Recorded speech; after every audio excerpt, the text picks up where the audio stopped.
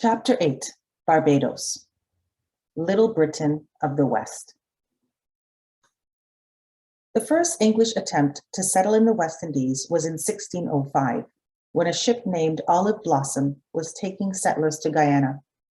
They were blown off course and landed in St. Lucia instead. After the Olive Blossom had sailed for England, the settlers were killed by the Caribs. This settlement was for long wrongly thought to have been in Barbados. Another settlement in Grenada in 1609 shared the same fate. The settlers were killed by the Caribs.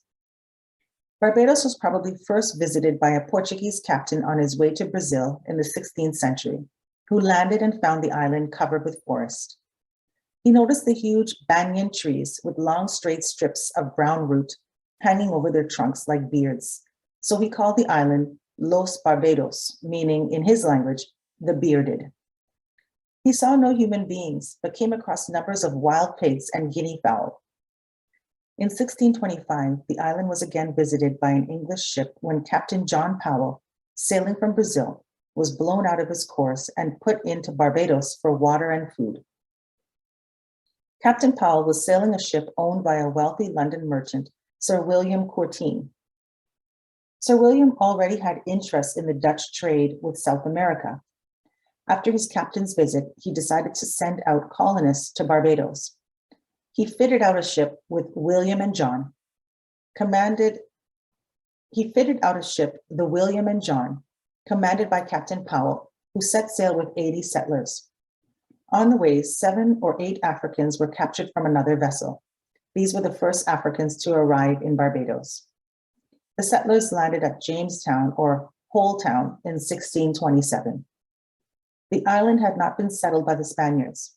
No natives lived there, although they visited it from time to time. So the English settlement was made in peace. This island, unlike many of the others in the West Indies, has remained in British hands ever since. It is sometimes called Little Britain. Captain Powell had been told that, except for the pigs and guinea fowl, there was no food on the island.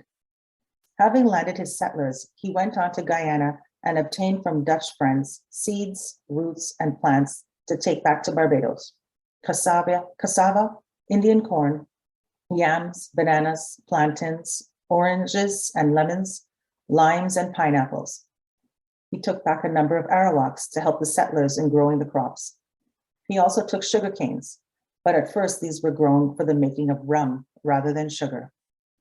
He intended to grow tobacco and cotton, and to export logwood and other woods for use as dyes. The early settlers had a very hard time. Their houses were poor, and they were not too well fed. The work of clearing the forests and the palmetto growth on the beaches was a difficult task. 4 or 5 plantations had been cleared in the southeast when the new King of England, Charles I, gave the island to James Hay, Earl of Carlisle. Carlisle handed over 10,000 acres to a company of London merchants in payment of his debts. And so Sir William Courtine, the real founder of the colony, lost all his rights there and failed to secure justice. The London company sent out more settlers, but unlike Sir William Courtine, they sent scant supplies of provisions with the newcomers. There was a shortage of food, and the years 1630 and 1631 were ever after known as the starving time. Potatoes and loblolly, which is Indian corn pounded and boiled, were the chief articles of food, together with oranges, coconuts, and custard apples. Goats and sheep were imported, but meat was a luxury. Unfortunately, rum was plentiful and cheap. Only the kind of help of the Dutch saved the colony from complete disaster. The Dutch and other foreigners traded with the colonists, bringing food, clothing, tools, and machines, and other necessaries, and exchanging them for tobacco and other products.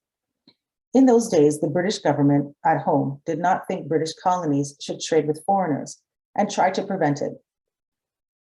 This was a setback for the Barbados tobacco trade. But a few years later, civil war broke out in England, and this put an end to home interference in the affairs of Barbados. The Dutch also brought African laborers to help the colonists.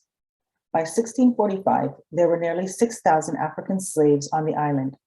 and within 5 or 6 years, the number had risen to more than 20,000. Until 1649, tobacco was the chief crop in Barbados, but the North American colonies were also growing tobacco, and the supply was too great for good prices to be made. Like the St. Kitts colonists, the Barbadians began to grow canes for sugar instead of for rum. But the first attempts were not successful because the planters cut the canes at the end of 12 instead of 15 months. Then a wealthier settler, Colonel James Drax, came to the rescue.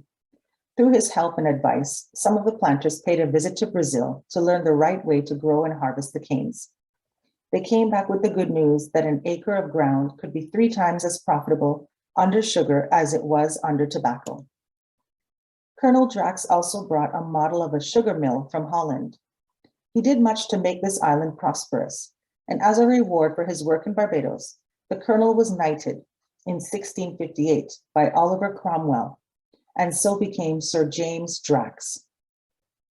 A good plantation of the late 17th century consisted of 500 acres, of which 200 would be planted with sugarcane, while large fields were set apart for growing fruit and vegetables, and the rest used for grazing. The owner and his family lived in what was called the Great House.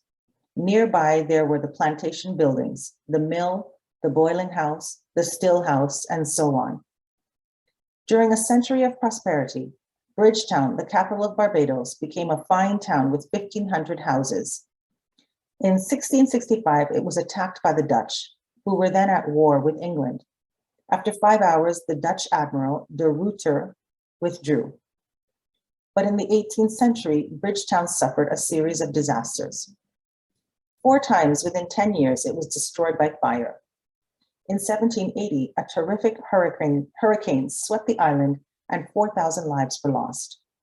St. Michael's Church in Bridgetown was blown down, and all the old records and relics of the town were lost.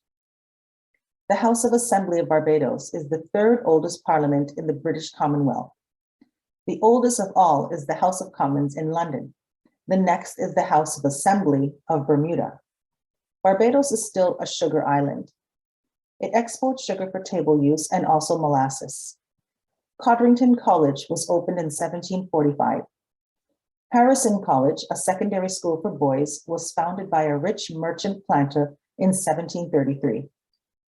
Queen's College is for girls. The present population of Barbados is over 230,000. It is one of the most thickly peopled places in the world.